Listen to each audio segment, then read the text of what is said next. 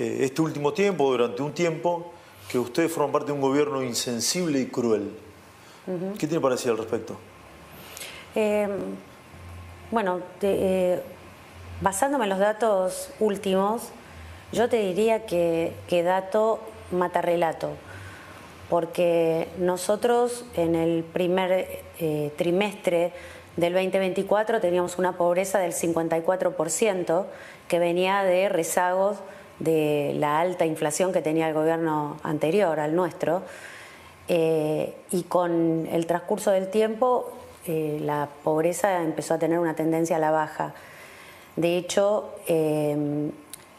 hoy podríamos hablar de un número de la última medición del INDEC de 38.1 de baja de la pobreza, y con las mediciones de Rosada de la Universidad de Itela, ese número estaría hoy en 31.7.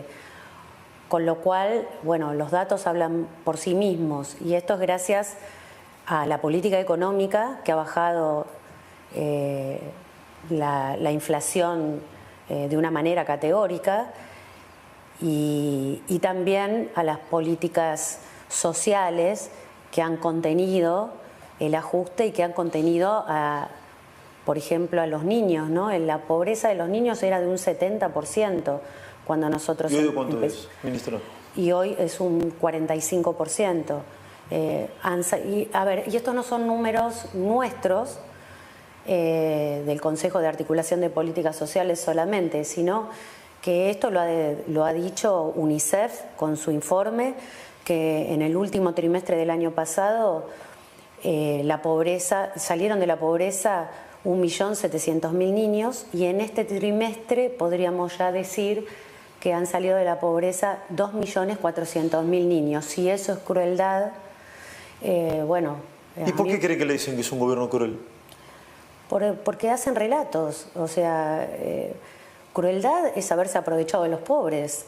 Crueldad es haber llevado a gente a marchar por un voto, jugando y extorsionando con el hambre de la gente, diciéndole: yo te voy a dar este bolsón de comida si vos marchás. Tomaban lista de asistencia por cuestiones políticas, ¿no? ¿Quién hacía eso, ministra?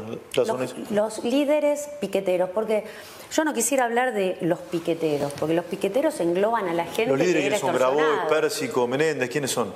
Todos los que participaban de esta barbaridad que era aprovecharse, bueno, fueron todos denunciados, aprovecharse de los pobres en pos de tener poder, jugar de los dos lados del mostrador. Y bueno, por un voto, digo yo, ¿no? Porque yo creo que hacer política real, verdadera y no casta tiene que ver con no tener un sesgo político ni una voluntad de tener un cargo político en el futuro. Cuando usted asumió, y cuando asumió el gobierno de Milei, se planteó la idea, y muchos lo plantearon, que iba a estallar el conurbano. Estalla el conurbano en 3-4 meses, había una inflación muy alta en aquel momento. ¿Por qué no estalló el conurbano? Porque nosotros redirigimos en el presupuesto el dinero que se le daba a los gerentes de la pobreza y que se los daba el gobierno, y se lo dimos a la gente. Sacamos los intermediarios. Fue simplemente por eso, porque le dimos realmente los recursos a los que los necesitaban de verdad. Ya en las primeras medidas que tomamos, al sacar a los intermediarios, la gente cobraba. La UH aumentó un 400%. ¿Cuánto aumentó la UH? 400%, 137% la tarjeta alimentar y 1.400% la asignación 1.000 días, ¿no? Que cubre la gente, las chicas que están embarazadas y los niños en los primeros 3 años. Sí, si hay toda esa asistencia social es porque hay hambre en Argentina, ministra, estamos de acuerdo en eso, ¿no? Sí, claro, el kirchnerismo dejó hambre. 70% de pobreza entre niños y adolescentes, eso sí, claro que sí. Usted, bueno, porque da pocas entrevistas. ¿Usted cuando asumió alguna vez comentó que había recibido presiones de todo tipo? ¿Es así o no? Sí. ¿Sí? ¿De quiénes? poderes, distintos poderes, de gente que estaba acostumbrada a manejarse de esa manera, ¿no es cierto? Por eso yo te digo que concibo la política de otra manera. Cuando vos no tenés ninguna necesidad de tener un cargo o de tener poder, vos hacés lo que tenés que hacer, porque no te importa que alguien de uno de estos poderes se moleste. A mí no me importa si un empresario se enoja, no me importa si un periodista se enoja, no me importa si un político se enoja, si un intendente se enoja, si un gobernador se enoja, porque yo hago lo que tengo que hacer. Pero se denunció que ustedes habían guardado los alimentos. Eso es mentira. ¿Cómo voy a guardar alimentos? Lo que pasa es que cuando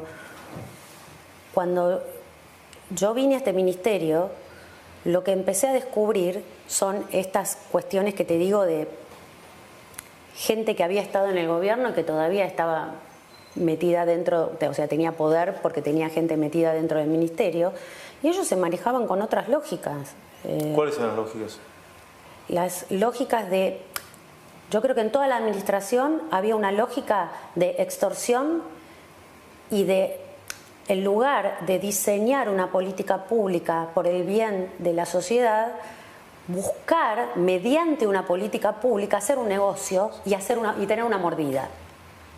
Y esto atravesaba todo el Estado. ¿Y esa extorsión que era con los pobres? Sí, en el caso de los gerentes de la pobreza, sí. ¿Usted habló con alguno de ellos? Beliboni, Grabois, ¿tuvo diálogo en algún No, nunca momento? los quise recibir.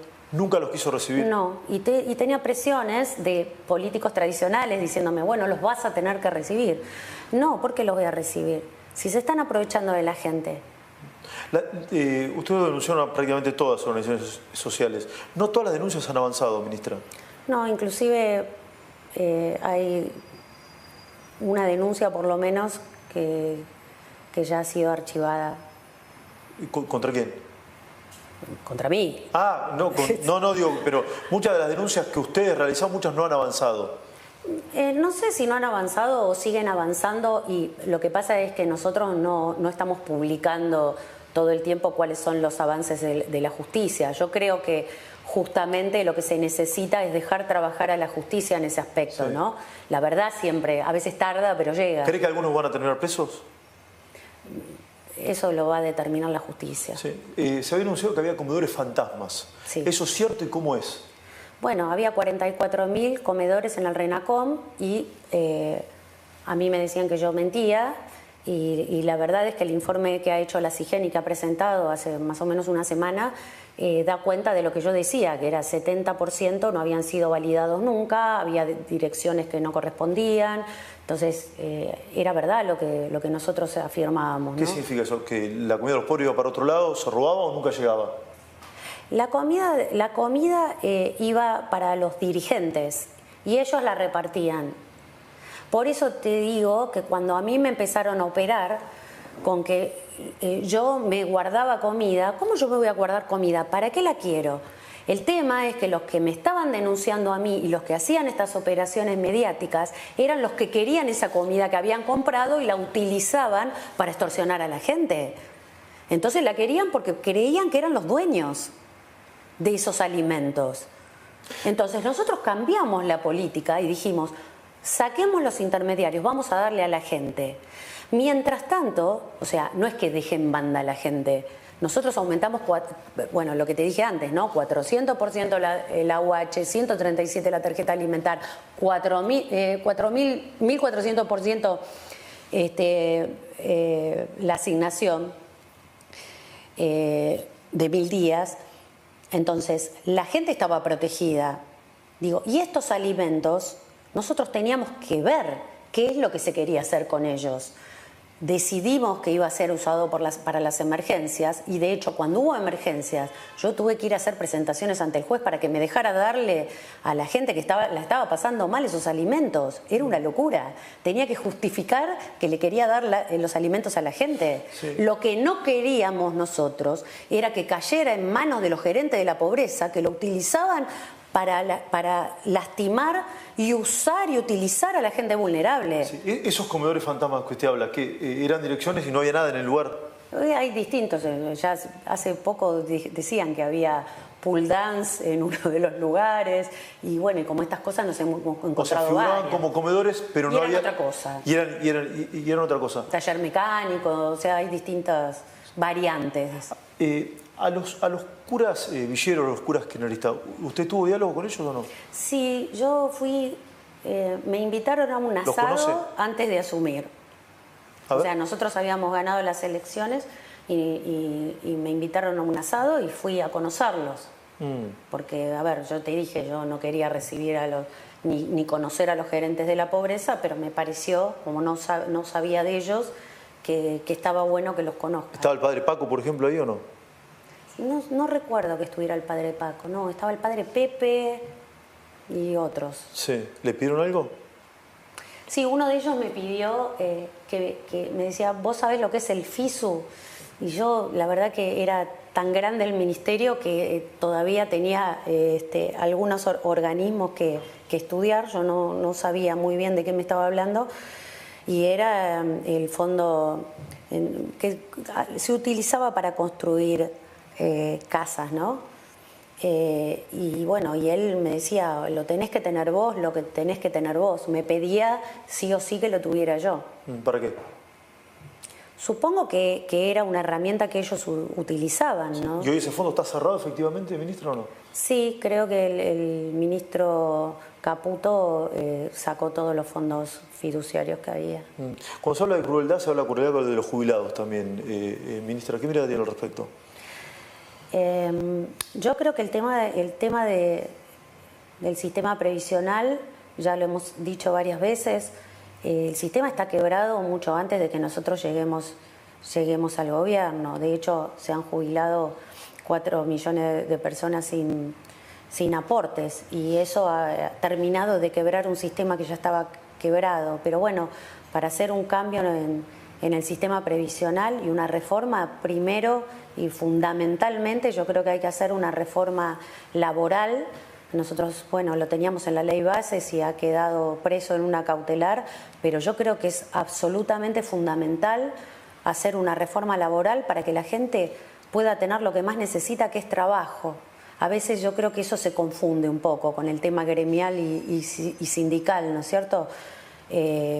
Hay muchos sindicalistas y gremialistas que creen que protegen al trabajador, pero el primer derecho que tiene que tener un trabajador es el trabajo. Y para eso hay que hacer una modernización. El trabajo del siglo XXI no es el mismo del siglo XX, entonces las leyes tienen que modernizarse. Ministra, las protestas han cesado, no significa que los problemas están resueltos, pero han cesado. ¿Cree que cesaron porque desfinanciaron las organizaciones sociales o por el protocolo antipiquetes? Creo que es un mix, ¿no? O sea, creo que el primer punto es haber desfinanciado a los gerentes de la pobreza, porque era la herramienta que utilizaban para traerlos a marchar y utilizarlos políticamente. Eso, la escala de la gente que puede llegar a venir, además no era solamente el desfinanciamiento, sino que el miedo, ¿no? También. El miedo que tenía la gente de que le quitaran, ahí está la miserabilidad, ¿no? De que le quitaran un bolsón de comida por no venir. Sí, nuestro compañero de trabajo, Luis Gasulla, planteó muchas veces que hay dirigentes de organizaciones sociales o militantes que fueron amenazados por hacer denuncias contra los líderes sindicales, de organizaciones sociales en realidad. ¿Es cierto esto o no? Sí, la gente era amenazada y tenía mucho miedo, por eso habilitamos la línea 134 para que hicieran las denuncias y gracias a esas denuncias, por ejemplo, hay mucha gente que ha hablado, que se ha animado y se basa en varias de esas denuncias también, en la denuncia, por ejemplo, de Beliboni, ¿no? o de Pérsico. ¿Qué pasó con que es la causa más avanzada, la de Beliboni, por lo que tengo entendido, y la de Pérsico? ¿Qué pasó con el Café Perón? El café del Instituto Perón. Bueno. Porque Grabois dijo que usted lo perseguía. ¿A quién? Grabois, a él. ¿Él tenía que ver con el Café Perón? ¿Y se lo pregunta usted? No sé, ¿tenía que ver? Bueno, me entero. Estaba ahí en el café. Bueno, pero él fue a defender supuestamente a sus compañeros, me imagino yo. Lo que pasa es que cometió un delito, porque no se puede tomar un un edificio público. ¿Pero qué pasó con el lugar? ¿Cómo es la situación de ese lugar?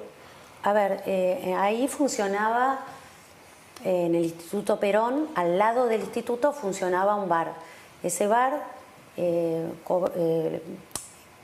dependía del Instituto Perón, en el sentido de que tenían un convenio por el cual pagaba un fee de 100.000 pesos, que en esa zona es imposible por el... Pleno San Telmo, ¿no?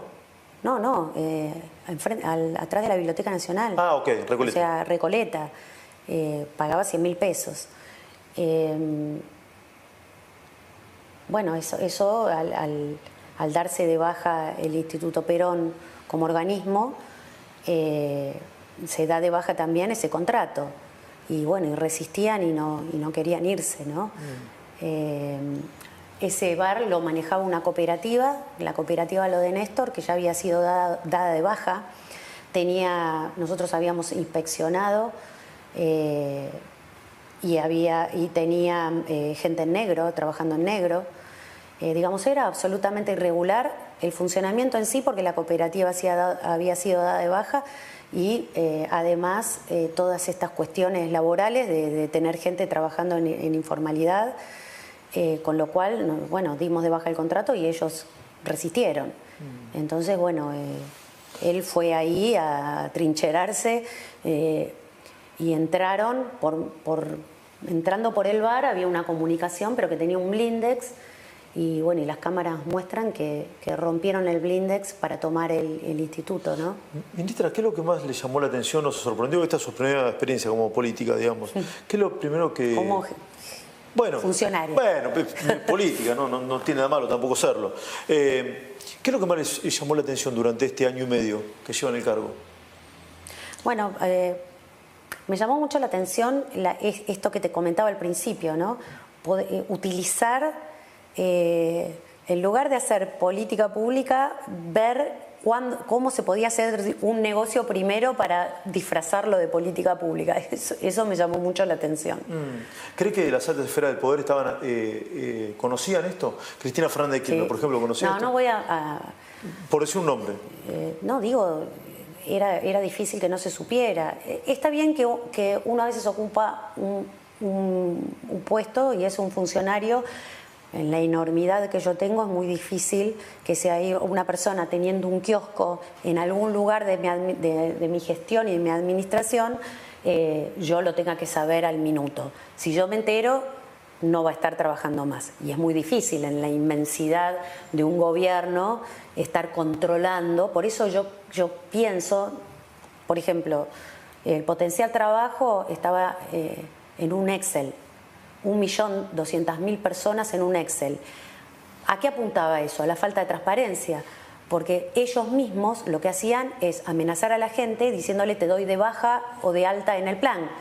Cuando vos utilizás la tecnología, cuando vos digitalizás, cuando vos utilizás las herramientas digitales para tener control, eso se hace más difícil. Y eso es lo que yo quiero hacer en este ministerio. Que no haya opción el día que yo me vaya y venga otro funcionario a salirse de ese circuito y poder hacer esas intervenciones para estafar a los ciudadanos. ¿Cree que esta tendencia que usted marca de la pobreza es sostenible en el tiempo o no? Sí, todos los números y los expertos dicen que es lo más importante, ¿no? Que la tendencia sea en baja. ¿Usted tenía relación con el Papa?